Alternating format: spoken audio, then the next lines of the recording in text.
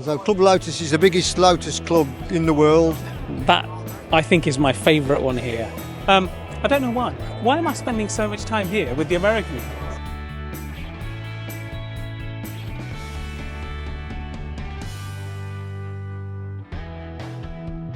Hello there, and welcome to the T-Junction. I'm Jats. Now today we're at the NEC. We've come to see the Lancaster Insurance Classic Car Show. I think it's going to be a great day where we can maybe network a little bit more, and I'll show you some of the things that are actually happening here, some of the cars that are on display, and I hope you enjoy it. It's Saturday the 9th of November, and to give you an idea of how busy it gets, you see that crowd of people there? They're heading into hall number 5. The doors have just opened, but we're going to make our way through to hall number 3. The Lancaster Insurance Classic Car Show runs every year here at the NEC, just outside Birmingham, during the second weekend of November. It spreads over several halls with hundreds of exhibits, car club stands and presentation stages. It's a must-visit show for me because it allows me to get close to the cars that my dad, who owned a hire car business back in the 1970s, had in his collection. As we enter Hall 3, I head straight to the Jaguar stand to admire these amazing cars. There were several XJSs at this show that caught my attention, but this Lister XJS with less than 40,000 miles on the clock was without doubt the star XJS on this stand. The styling amplified this car's presence. This is an incredibly rare, narrow-bodied manual car with a pristine, legendary 6.1 litre V12 engine which was immaculately presented. I think it's now time for the XJS. It's a surefire, investable classic, and cars like this one will command good money. Let me know in the comments below whether you think that will happen, but in the meantime I'm just going to revel in this amazing masterpiece that's sitting here in front of us. This car, the XJS, means Simon Templar, Ian Ogilvy, the Saint to me, just like an Aston Martin means James Bond. And then we start looking at E-types. And then all of a sudden you're transported from the 70s back to the 60s. This is very much a 1960s style of car. This one is absolutely pristine. The love and attention to detail that's gone into this one, again with the manual gearbox there as you see it, is just superb. And then you have a choice here of the black one, which is the Series 3, or the green one, which is the Series 1, the most collectible. And that's the one that I'd be going for. I really like this green one. And then you look at an XJS again and you see a completely different car, separated by just one generation, but they do feel quite far apart in terms of their styling, their presence, the quality, the interior fit and finish. It's all very, very different. And each car, each model transports you back to that wonderful decade that they actually came from. I liken cars to time machines. They were all built using the materials, textures and styles of any given decade or period in history. Look inside them and they transport you back to that decade, and let's face it, that's why we love them so much. The sounds, the smells, but most importantly the memories that we have as petrolheads imbibe a sense of nostalgia that's hard to put into words. Of course, no British car show is complete without Aston Martins, and here on the stand is this beautiful DB5, lovingly restored to silver birch from its original platinum silver. Can you believe that these cars are now 60 years old? You have to avoid mentioning James Bond when you see an Aston, but you can't avoid it either. Now, of course, there is one spy that we can mention when we see Aston Martins, and that's it's the one and only Johnny English, isn't it? Now, these cars came with either the inline 6, the AJ6 3.2 litre supercharged engine, or the one that Johnny English had, which was the 5.9 litre V12 from Aston Martin, with around 7,000 cars made. And then, of course, we go from one Bond to another Bond cars.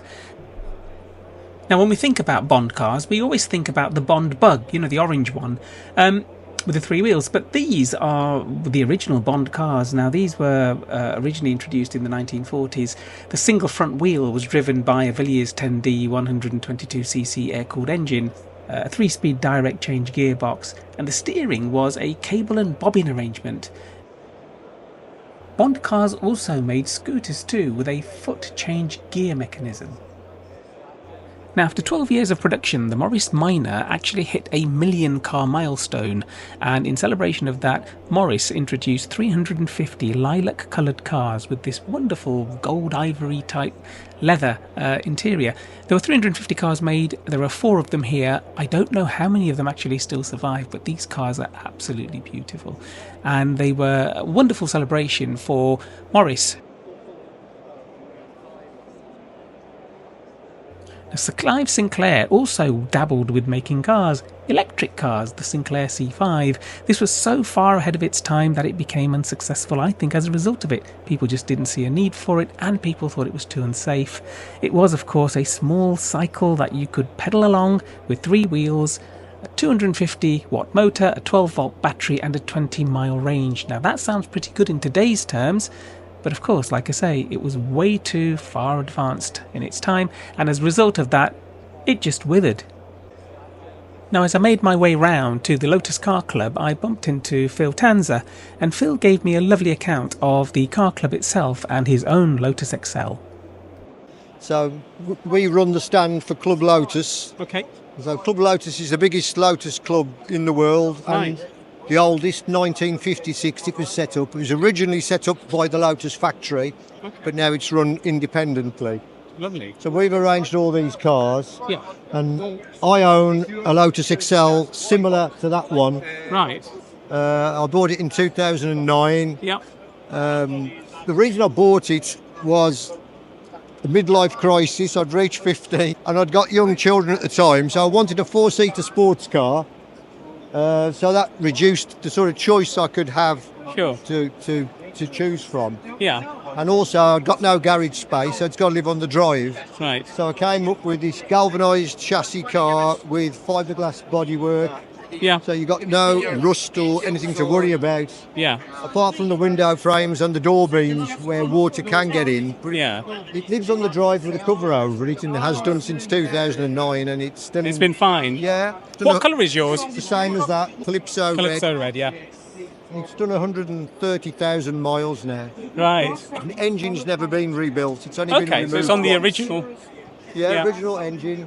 Have you had to do much work to it over the years, or? It's sort of like constant, really. Yeah. You're doing little bits and bobs. Yeah. So earlier this year, I had a brake failure on it. The brake pedal went to the floor. While you were driving? While I was driving. Oh my God. So Bicycle clip time? That was just a rusty brake pipe at the back. Yeah. Which you could still buy, the genuine Lotus parts. So I just replaced the pipe and it was fine. Lovely.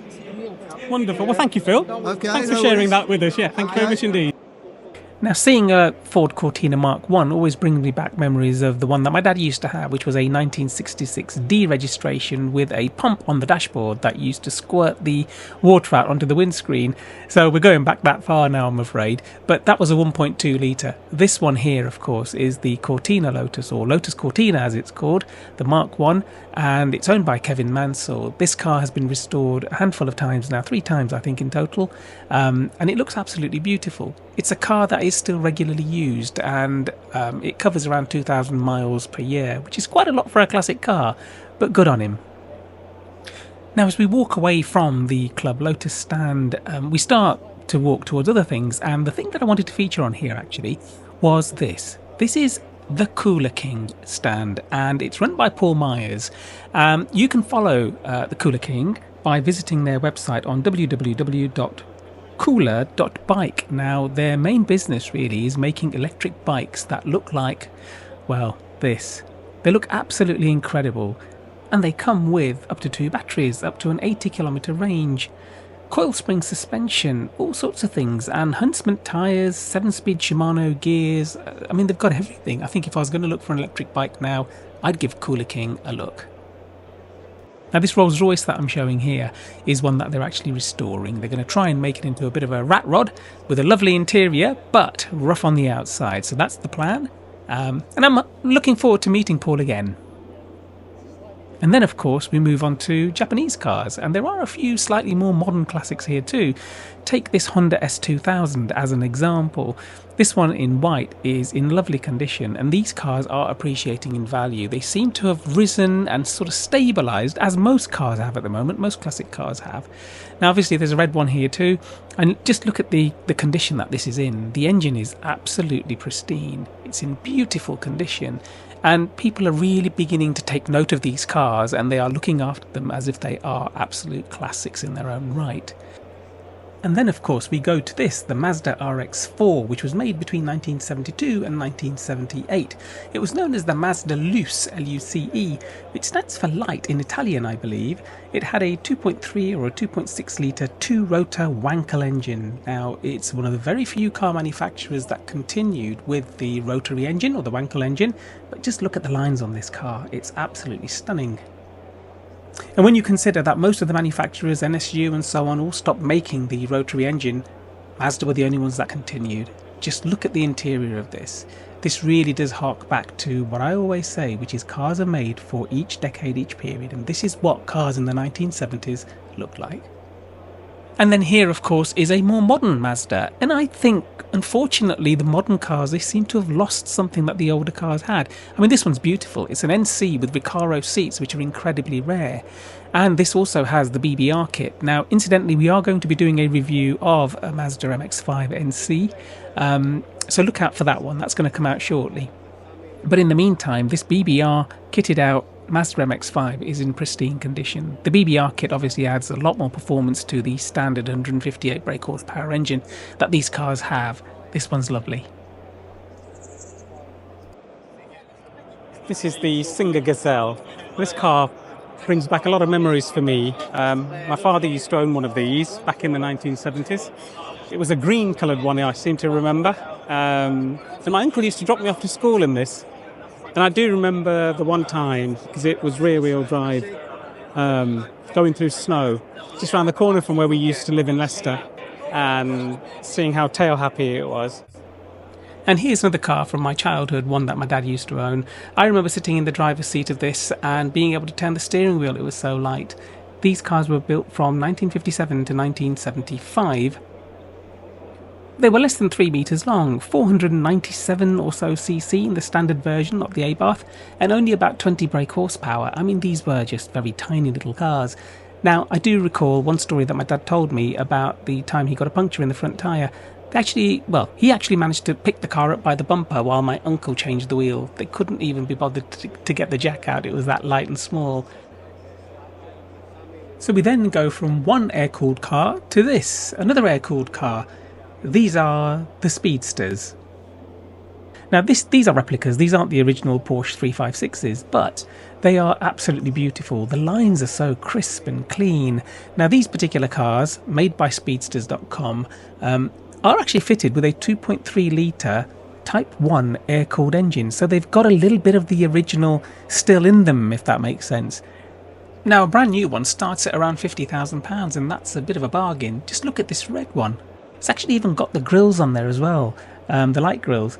It looks like a 356 from pretty much every angle. It's a really nice looking, fun car. I think this is the sort of car that I'd love to have. I can see myself in that.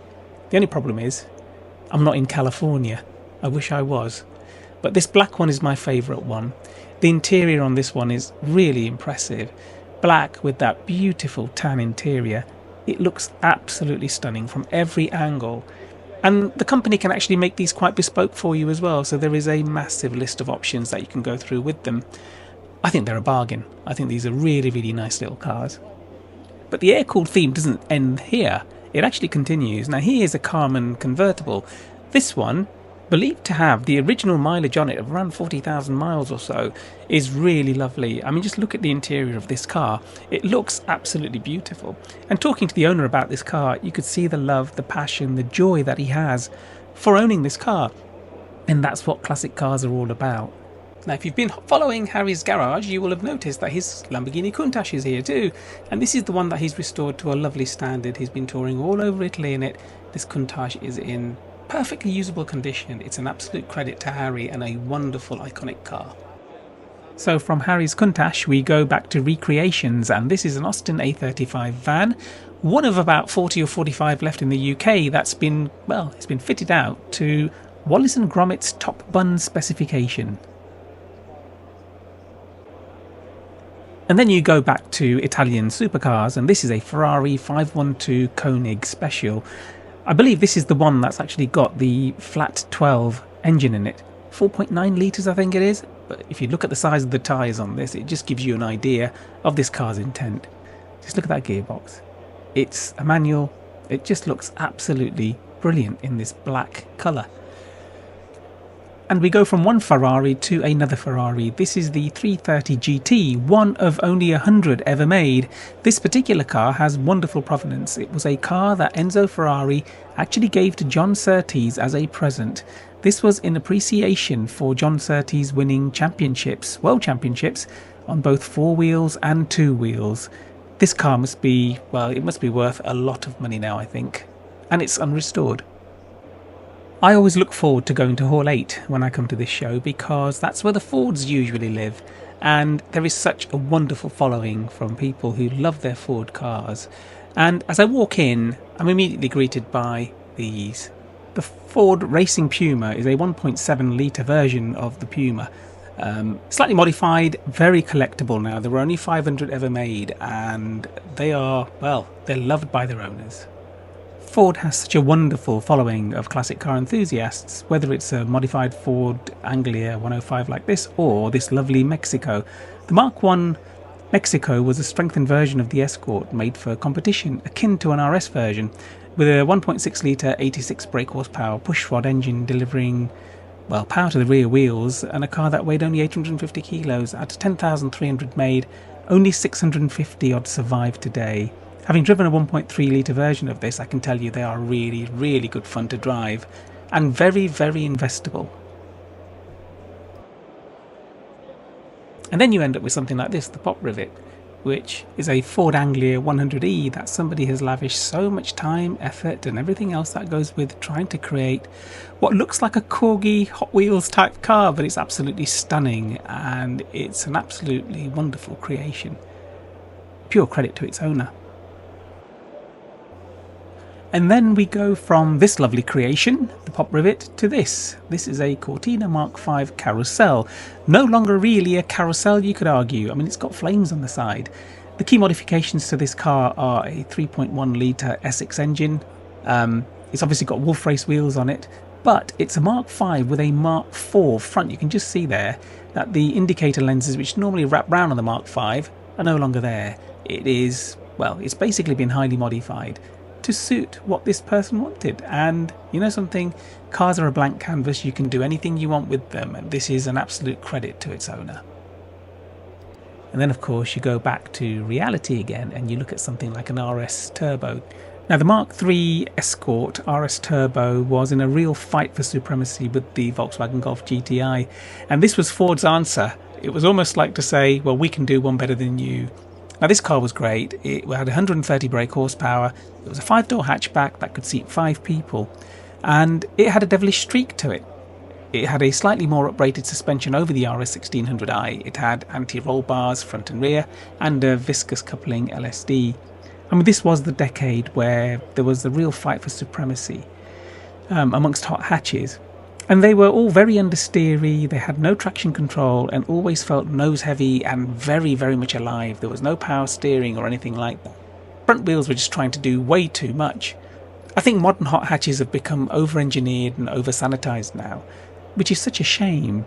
These are real old school hot hatches, the way it should have been done. The predecessor, of course, was the Mark II RS 2000. Now, there were about 10,000 of these cars made, 110 brake horsepower, less than a ton in weight, rear-wheel drive. These were very, very much driver's cars. I think in today's terms, they do feel quite cramped, quite noisy now, but they're still an absolute hoot to drive. About 1,600 remain. Not only was there a police car that was a Ford Capri, but there was also a small collection of Ford Capris from one owner. Now, Gordon and his daughter had brought their cars over, and they'd actually created a little model in the boot of one of their cars of the barn where they found their 4th car, which is currently under restoration. That's the love and attention to detail that goes into classic cars here at the NEC. It's a wonderful sight.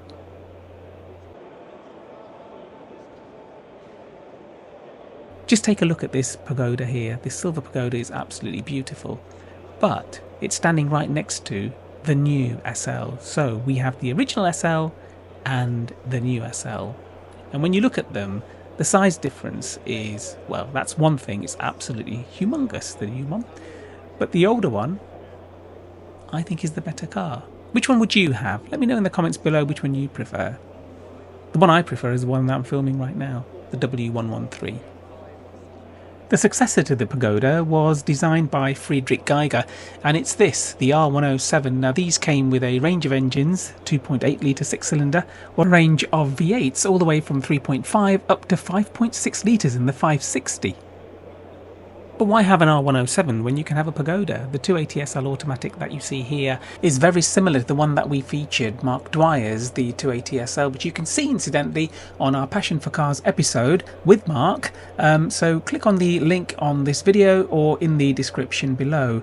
Now these Pagodas with the 280SE engine or the 280S engine had 170 brake horsepower. Now if you look at this car, it's been restored beautifully. That fluting there by the headlamp is still there and not flattened out as it sometimes is on some restorations.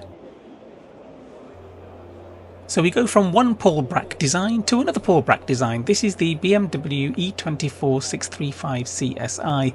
Now this is a pre-facelifted version, so this is based on the E12 5 Series BMW.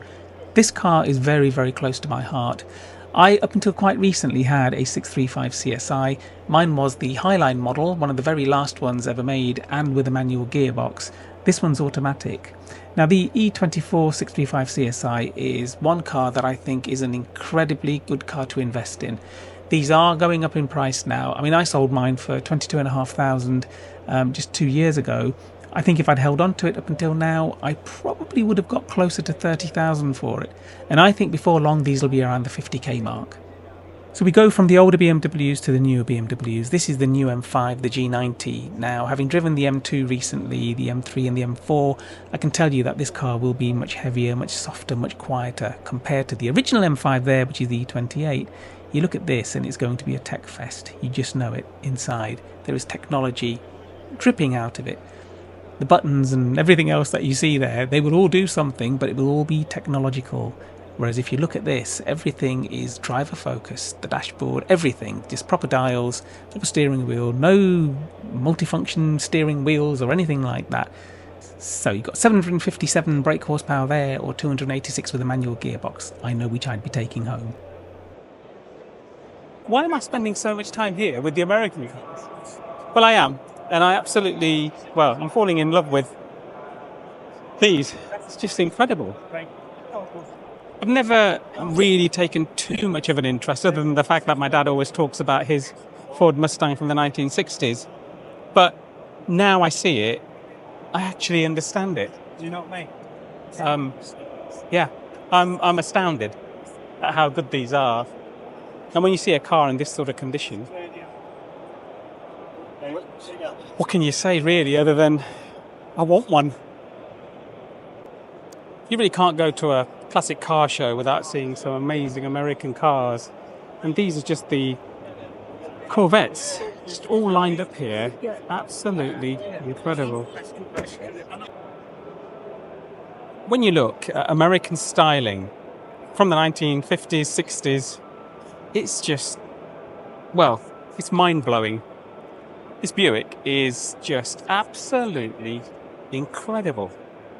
The size of this car, its dimensions, the shapes, the wings, the lights, everything is just incredible. This Invicta is in beautiful condition. And of course there has to be a Chevy pickup. You can't be at a classic car show without seeing a Chevy pickup. The amount of love and attention that goes into bringing a car to this sort of standard is just incredible. And these cars are an absolute credit to their owners. And then we go from the Chevy pickup truck to this Chevy Terminator van with beautiful artwork and props, and this just tells you about the passion that people have for their cars. It's been a wonderful day here at the Lancaster Insurance Classic Car Show at the NEC. This was a different episode on our channel, and I hope you enjoyed it. If you did, then please hit the thumbs up button and hit that subscribe button so you can follow me on my journey. I'm Chats, and this was a Passion for Cars episode at the T-Junction.